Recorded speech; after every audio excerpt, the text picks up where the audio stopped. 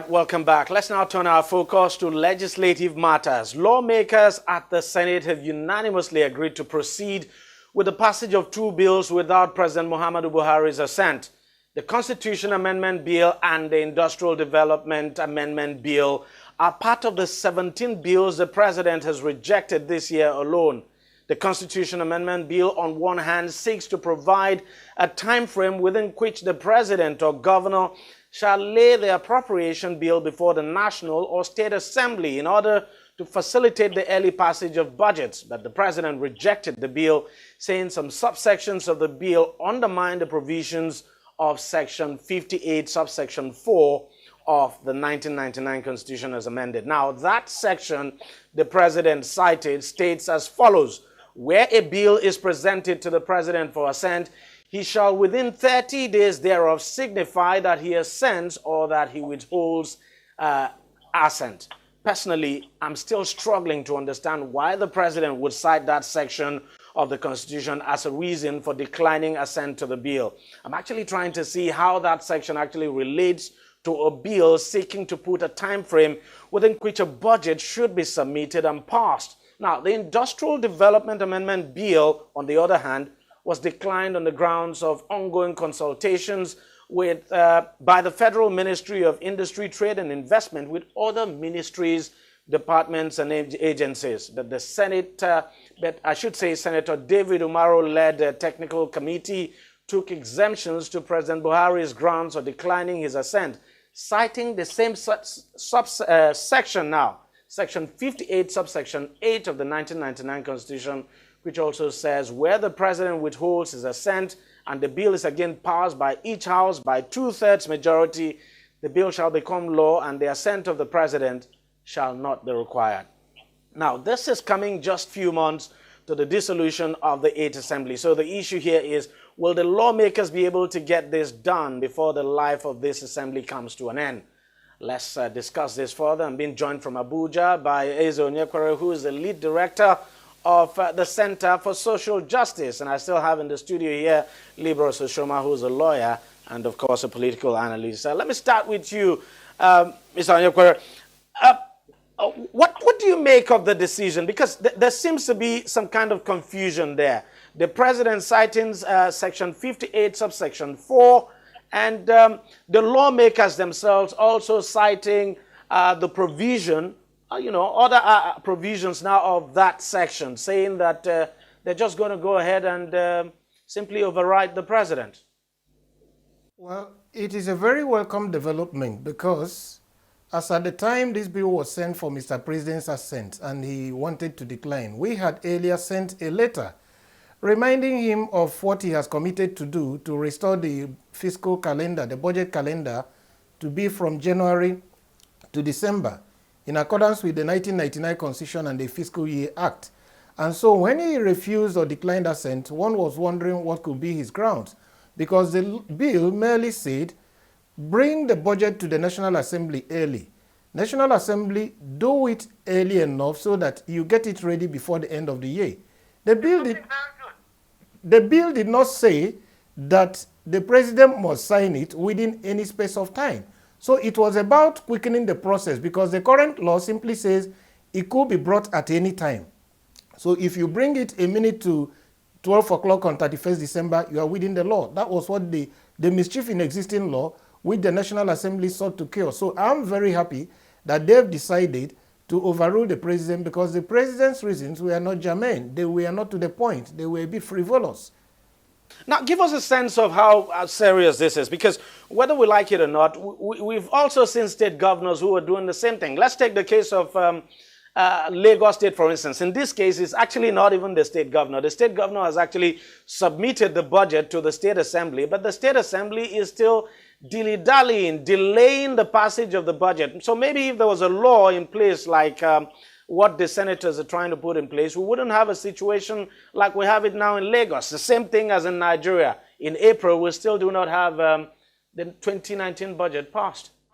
Yeah, very well. If the National Assembly has sought to fix a time frame only for the executive and did not fix a time frame for themselves, it would have been a different ballgame, because people would have said, oh, Why do they want to circumscribe the executive? The beauty of what they did was that they fixed a time frame for the executive as well as fixing a time frame for themselves. So it was in recognition that there was a crisis in the fiscal system and they needed to fix that with the instrument of law. So whether it is executive bringing it late or the legislator sitting on it, that amendment to the Constitution will have sorted it out once and for all. Liberals, I mean, what do you make of this? Would you say the president, because I'm still finding it difficult to understand the reason given by the president. Maybe, I mean, you could help us understand it. Because he cited section 54, sections 58, actually, yes, subsection 58, 4. Yeah.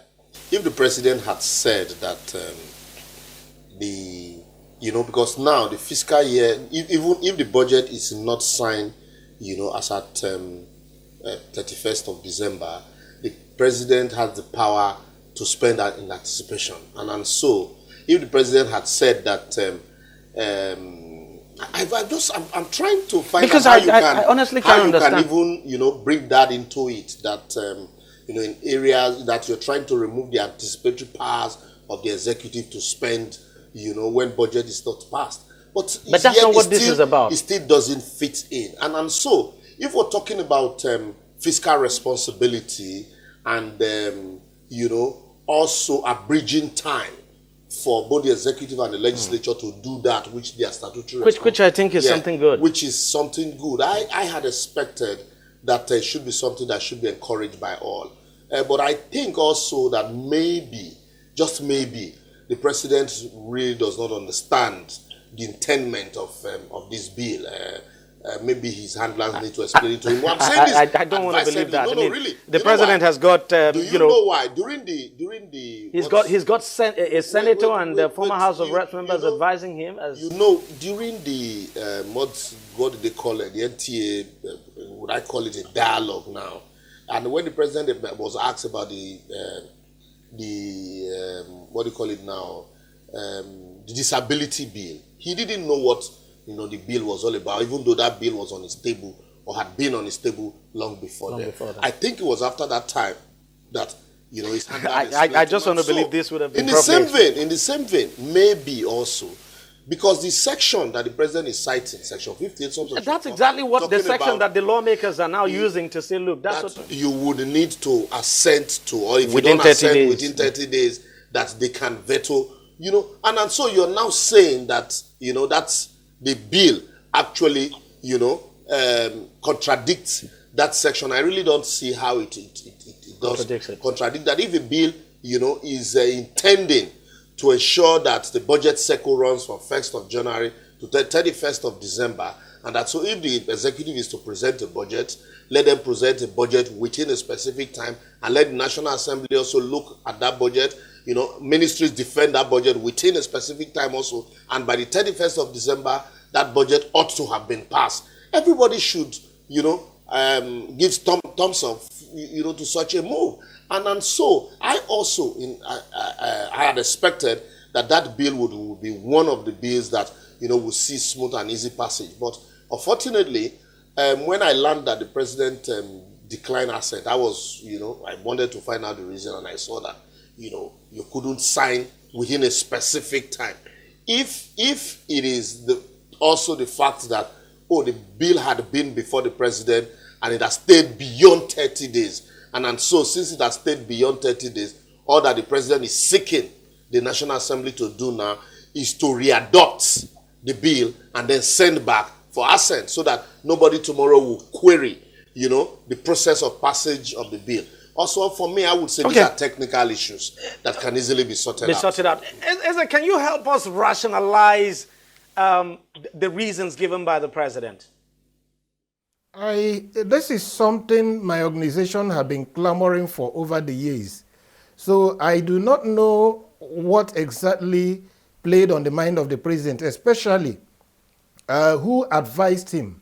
It is a question of his advisors, whether it's the Attorney General or the Minister of Budget and Planning or the representative in the National Assembly. So I believe it was based on the quality of advice he got that he refused. And just like my colleague did say, I can't see any good reason in terms of the section of the Constitution he cited. There is nothing in the face of the bill that says you must sign it before or within a specific time frame. The constitutional provision giving him his time to sign or refuse was untouched. But that was the reason he used to say, I will not sign. So there was no contradiction between the propositions in the bill and that time frame for the president to assent or to decline his assent. So I can't rationalize it. I don't know what advice he got. Now, do you think that the lawmakers would be able to get the number now required to override the president's veto before this ninth assembly ends? Well, if they said that they unanimously decided to override, there was no dissent, I hope that it will be a bipartisan initiative that will go beyond the troubles in between the two parties. And so I see them overriding the bill, overriding the veto, if they were all committed at the first time to such an exercise. Liberals, do you see politics coming into this? Because, I mean, you look at this, you would say, look, it's beneficial, not just to everyone. The country benefits from this. So you wouldn't expect that politics would come into play. I see politics coming into play very soon, especially as we march towards the end of the lifespan of this assembly and then inauguration of a new assembly with the horse trading, scramble for leadership in the assembly. But I'm saying you look at the bill itself. Why would you expect politics to come? Why I'm telling you, because we play politics with everything here in Nigeria. A lot of people, because the party has said or that the president has said, and so before you know it now, you hear somebody say, oh, this veto is targeted at the president, and that if it is allowed to stand, and that it will set a very bad precedent, even though that happened before. And then the next thing, you hear you hear statements from the party chairman, and then one or two persons begin to play politics with it, and then before you know it, because also there is no time, and so rather than look at the bigger picture of the mischief the bill intends to cure, we'll now begin to introduce sentiment and politics into it. And then, we also have this mentality, this attitude of the president can do no wrong. And so once the president has spoken, whether rightly or wrongly, he cannot be, criticized. And so with that kind of mindset, I see a lot of people playing politics into it. But I think, and I would admonish that for bills such as this, we should put sentiment and politics aside and help, the ordinary Nigerian to grow. Because we're in April now, we're still talking about, the 2019 budget. Even some agencies like the police also were complaining that only 20% of the 2018 budget had been released to them. Until now, there's 2019. So there's no, and if we say we're fighting corruption, these are ways also of introducing fiscal responsibility and curbing, excesses in budgeting administration. And so I think it is one good thing that this National Assembly should bid the nation farewell with. It's not a surprise that we do not have a budget for this year in place yet, because the last time the budget of 2018 was not passed until sometime in June. But this is becoming very embarrassing. So I think that's exactly why the National Assembly, in its wisdom, decided to have this bill forwarded to the president for his assent. Just like I overheard that there may be some challenges in terms of political parties trying to support the president. I think that will be a very, very bad move on the part of any political party, whether it's a chairman or anybody, to now say that the president's veto should not be overridden. This is not about political parties, it's about the interests of all Nigerians. And if the president wants to save face, and maybe he can ask them to simply readopt and then send back to him, he will now decide to assent to the bill. But there is absolutely no reason why we should have our budget in the middle of June. But as you very well know, a good number of the legislators are not going to be there after May 29. So you can see the speed with which they are trying to get out the budget so that if there's anything they can benefit from it for the next 1 month before they Do you think that's the case? Yes, I believe so, because there is some speed. I don't want to call it indecent haste, but I see some speed which I did not see last year and which I did not see in the year before the last. And so it's about the self-interest of those who are living, which is also tallying with the interest of Nigerians. So if they can do this, Also, you mean you don't believe maybe the lawmakers have just decided to change and, no, they didn't decide to change. Some are differently. leaving and they want to see what they can get before they leave. My brother, let's be truthful. This is just straight to the point. I don't play to the gallery. But also, I also think because if the budget is not passed by this assembly, and it would be abdication of responsibility on the part of this assembly, and then also if it is shifted to the next assembly before they settle in, and then now begin to, mind you, they would have to start, afresh, because a lot of them will be new members, and so, it's a different assembly altogether, and so you might end up passing the budget for 2019 October, and I also think that's why this assembly is, so much in a hurry to, see how they can cut and nail, and then ensure that the budget is passed, and then also quickly you find out that the time within which they ought to have done what they are doing now, they were all busy playing politics and campaigning. And so there's need for us to begin to look at, the process of, having a term budget. By term budget, I mean, you have, let's say, 4-year budget plan.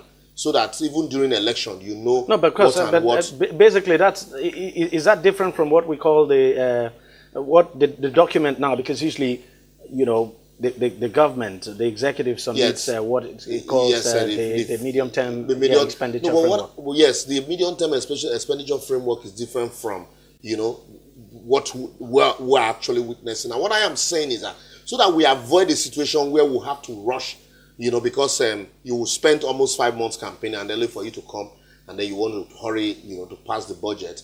There's need for us also to take the tenure of campaign, the time of campaign into cognizance. What happens? Anyway, campaign happens just once in 4 years. Yeah, that's what I'm saying. If we are disciplined with our budgeting, so you know that you have to pass the budget before the 31st of December, and if your elections are coming in February, so we would have to wait and begin to rush. Unfortunately, we're out of time. But Eze, you want to quickly react to that? I mean, this issue of the term budget he talked about. If you want to have a budget for 2 years or 3, then you have to go back to amend the Constitution, because the Constitution simply prescribes it as an annual process. That's quite true. Yes. Well, gentlemen, thank you very much for joining me on the program. Eze Onyekpere, Lead Director, Center for Social Justice, all the way from Abuja. Thank you very much for coming on the program and for your contributions. And Libro Soshoma, thank you very much for staying with us all through the program. Well, that's how much we can take on the program this week. But thank you very much for watching. But if you want to see this program again and lots more, just go to our website, TV360 Nigeria. You'll see this program and lots more there. And you can also follow us on our various social media handles and continue to contribute to the program. Thanks for watching. I'm Deji. I'll see you next week.